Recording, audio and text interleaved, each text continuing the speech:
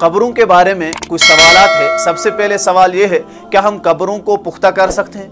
दूसरा सवाल, क्या कब्र के ऊपर वो पत्थर लगा सकते हैं जिसके ऊपर हम कुरान की आयत लिखते हैं? तीसरा सवाल यह है, क्या कब्र के ऊपर फूलों की चादर हम डाल सकते हैं कि नहीं? क्या ये चीज़ें जायज़ है या शरीयत में ये जायज़ नहीं है?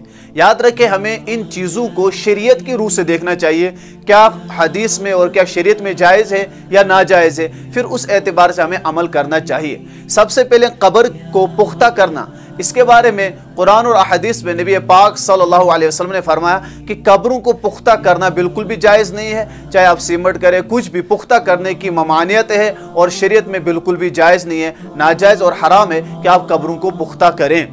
दूसरी बात यह है, कब्र के ऊपर जो हम पत्थर लगाते हैं उस पर आयत लिखते हैं, याद रखें ये भी शरीयत में जायज़ नहीं है। इसमें आयत की बेहुरमती भी होती है, क्योंकि वहाँ जानवर होते हैं। जैसे कि मैंने अपने उलमा से और काफ़ी लोगों से भी सुना है कि जो जानवरों में एक जानवर कुत्ता है, उसकी आदत है वो टांग उठाकर पेशाब करता है जहाँ भी उसे दीवार दिखे, और इसके बारे में उलमा कहते हैं कि वो वहाँ पत्थर जो होता है वो ऊंचा हो रहता है और कुत्ता वहाँ पे भी पेशाब करता है और वहाँ आयत लिखी होती है। इस एतबार से उस आयत की बेहुरमती है।